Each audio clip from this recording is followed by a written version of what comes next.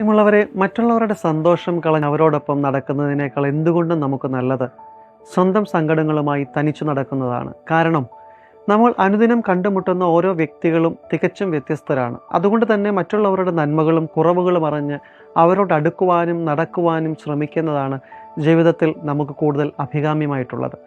തീർച്ചയായും ജന്മം കൊണ്ട് എല്ലാവരും നല്ലവരും ശുദ്ധരും ഒക്കെ തന്നെയാണ്. എന്നാൽ നമ്മിൽ ചിലരുടെയെങ്കിലും ജീവിത സാഹചര്യങ്ങളും അനുഭവങ്ങളും ഒക്കെ നമ്മെ നമ്മളല്ലാതാക്കി മാറ്റിയിട്ടുണ്ടാകാം.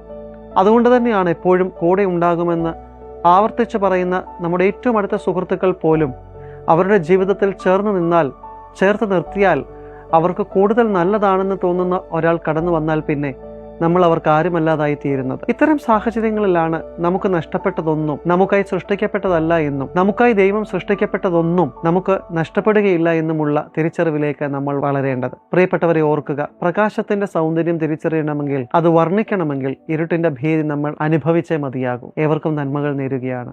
സ്നേഹപൂർവ്വം സേവേറിയോസ്.